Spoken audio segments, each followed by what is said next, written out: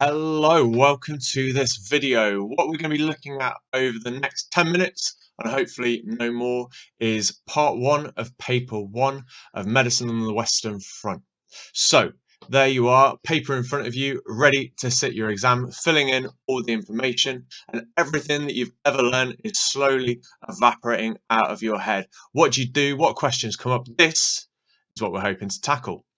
So as soon as you open your paper, the very first question it's going to greet you is going to be a two features question. This question is testing you on your knowledge and your awareness of the different key features of aspects of medicine on the trenches.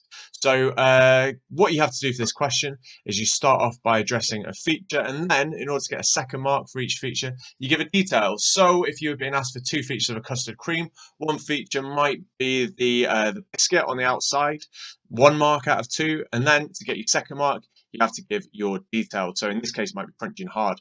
Let's move on to the Thomas Splint.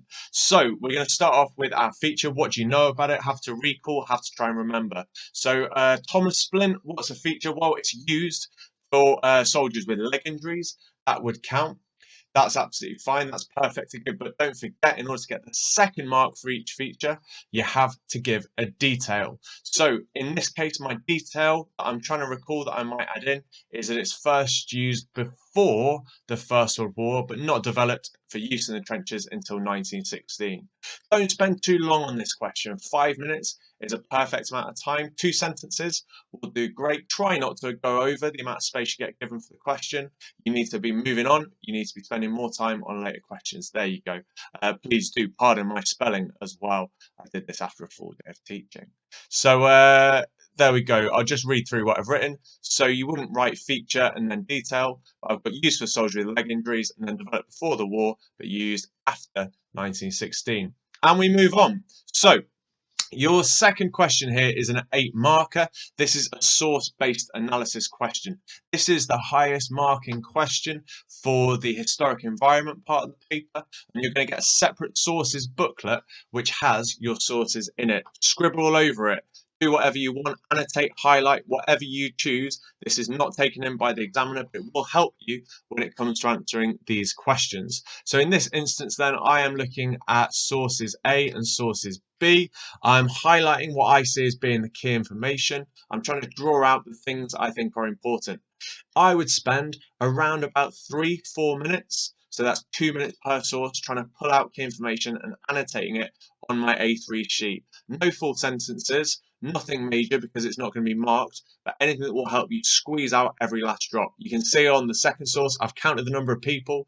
I'm annotating there's a tent. I'm spotting there's a guy wearing a blindfold. All of this is going to help me when it comes to answering my analysis question. The other thing that I'm underlining for each source is from the provenance. I'm identifying who's written it, when they've written it, and what their job is. This is going to help me when it comes to doing the nature, origin, and purpose. When it comes to writing it up, then you're looking for 2 paragraphs, 1 for each source. Don't compare them. You don't get marks for it. But what you do have to do are the following 3 things. 3 things you have to do. The first of those is content, answer what the source shows. The second is to address nature, origin, and purpose. And the third is contextual knowledge. It is vital that you do all 3 of these things. Forgetting to do any one of them will result in severely limited marks. The first thing I'm doing here then is I'm looking at the content. So I'm saying there are 10 soldiers in a line. I'm being specific. Some have got their hands on their shoulders. I could pull out the fact that there's a tent in the background. I could, this would be great, mention that the guy in front isn't wearing a blindfold. He's leading them along. In order to get into the top marks, what you need to do is link back to the question. Why is this useful to a historian? This is useful because it helps a historian to understand maybe the number of soldiers that could be impacted in any given gas attack. So 10 or potentially more in any given gas attack. Maybe it will be useful to a historian in answering their inquiry because it shows the importance of quick treatment, because they're all being led as one to the where does it say, an advanced dressing station, and we've got the tent in the background. Have to link to how it's useful. The second thing to do then is to analyse the nature, origin and purpose. If you just list these, you can't get into the top marks. You can't just say the nature is a photograph, the origin is official army photo, the year is this. You need to say what the provenance is and then say how this links to the content and how it affects the usefulness. Again, this is how you get into the top marks. So we're going to say it's likely official records. It may have been posed, however, and this is where I'm linking to the content, because the content is particularly grim, because the content shows soldiers suffering, it's probably accurate due to the content that's being demonstrated, due to the soldiers evidently being in pain and suffering. Linking to the content is how you get into the top marks. Final thing to do then is contextual knowledge. I know from my own knowledge, mustard gas is first used in 1917. But again, throwing that in there by itself, not enough. You have to link it to the usefulness and you have to say how this affects how useful the source is. So from my own knowledge, I know that mustard gas is used in 1917, external blisters, blindness. This backs up the usefulness of the source because of the visible symptoms of the soldiers who are there using masks covering their eyes and possible temporary blindness. These three aspects, the three sentence starters I've put at the end of each of these, are your way in to the top marks for this question. This is what the examiner is looking for in order to award top marks. I'll read them out again. This is useful because it helps a historian to understand. It may affect the usefulness of content because, and it limits or increases the usefulness of the source because. All the time linking back to the question, all the time answering the question. For each of these then, I'm putting this firmly into level 3, and level 3. And 2 paragraphs of this quality should get you 8 marks out of 8, 15 minutes for this question.